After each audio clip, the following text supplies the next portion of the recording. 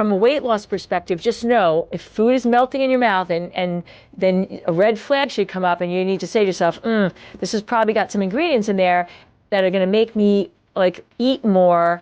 And if you're trying to lose weight, that is not a benefit. Hi, welcome to the Judy Terrell Show, where I explore topics intended to optimize every body 50, 60, 70, and above.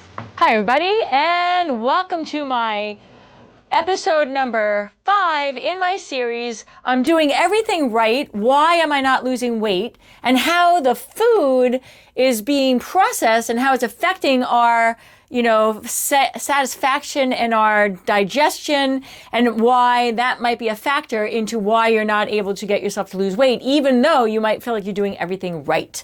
All right, so this is episode number 5. If that is you, these tips should be like pearls of wisdom because they're under the radar. I don't think a lot of people are actually understanding them, and that is why I put this series together. So episode number 5, we're talking about texture, food texture.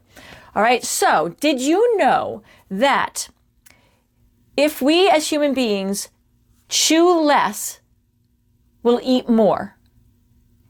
That's interesting, right? So what the research has found is that if food is harder, like, if you have a really hard cracker that's really crunchy and fibrous and gritty, you're going to eat less of them than if you have a cracker that's made from a flour that kind of melts in your mouth. It's like you didn't even have to chew it. Like after like a minute or so, it'd just be like, wet, and it would slide down your throat in a sense. So that's an example of something that we have to chew more, and something that's texture is been altered in such a way that it requires less chewing. All right. So I want to make you aware of something. Food manufacturers, they're on to this. Okay. They know that if they can produce a product that requires us to be able to chew less, and that kind of melts in our mouth and then goes down into our digestive system, that not only are we going to eat more of it, we're going to buy more of their products. And so therefore it is financially advantageous. That is something this is a critical point for you if you are trying to lose weight, because this is not limited to just the unhealthy foods. Even people, manufacturers that are producing quote unquote healthy foods, they know this, okay? And so, you have to recognize that a lot of the foods that you want to try and stay away from foods that when you recognize that when you put it in your mouth, it requires very little chewing, then that is probably not the best product for you if you're trying to lose weight. You got to find another product that is not quite so requiring so little chewing. And let me tell you a couple examples of how this is happening and how it's leading clients I'm working with that are very smart and are very up to date on science about weight loss and health and food and all that. So I have client after client that will tell me, oh yeah, I'm making wraps now and I'm using the net carb zero wrap because it's only 40 calories.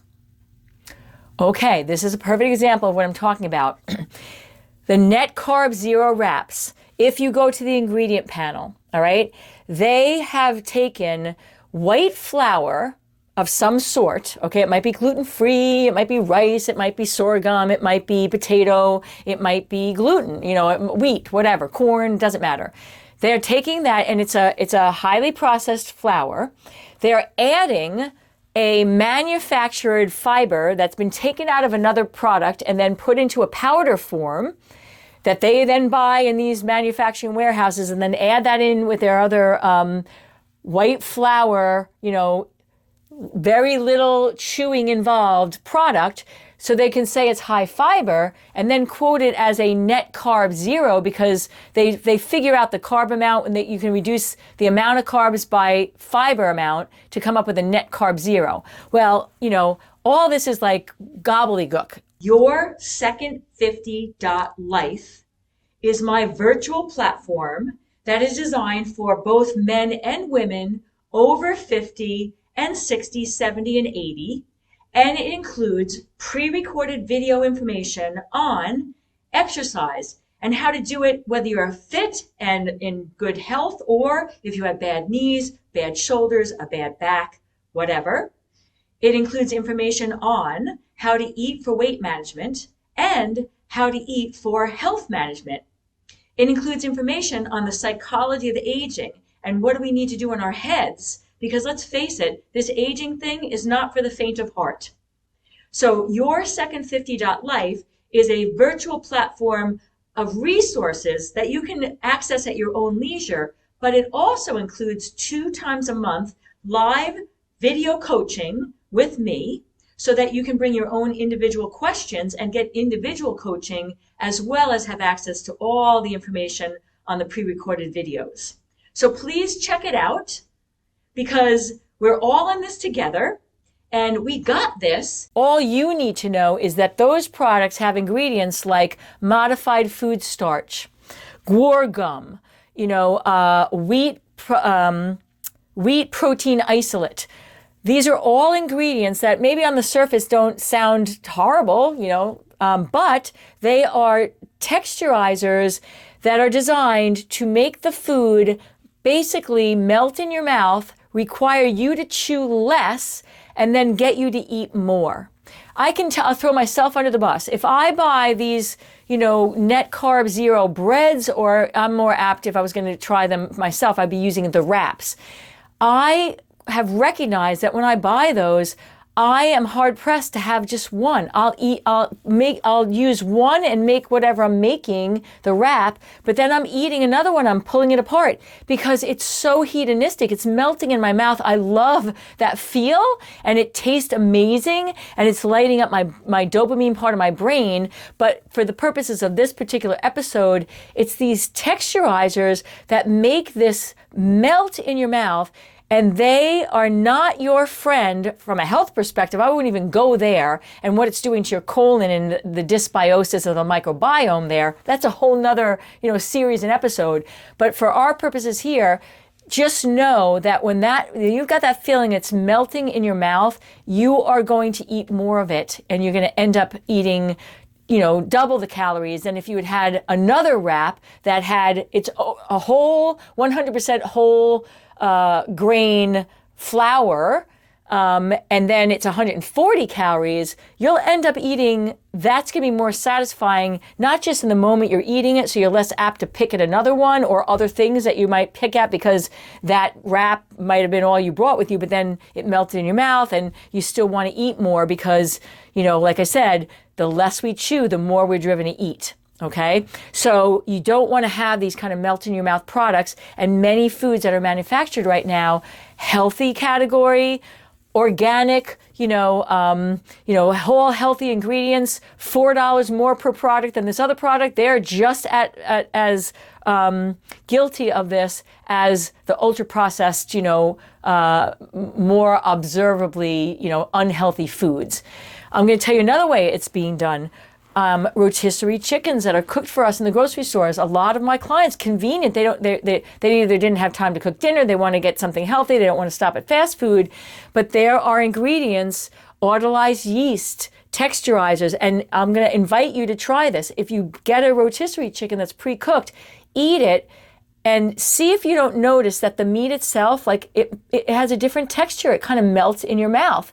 Well, you're not wrong. Flip it over or find the really, really tiny small print, and you're going to find a variety of texturizers in that meat so that it melts in your mouth, so you end up eating more. All right. It's very insidious. So, I kind of go back to eat whole foods that are in the state of nature. But, many people, there's times where that's not possible. You're out on the road or whatever.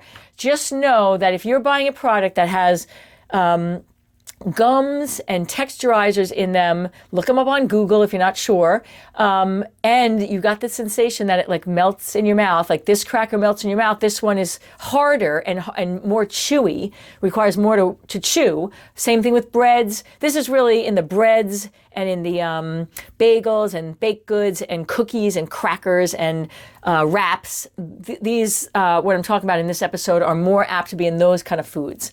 All right, so beware then, because the other thing is they're very they're appealing to us. So I have many clients where I'm like, get this cracker versus this cracker, and they're like, I hate that cracker. It's like eating bark.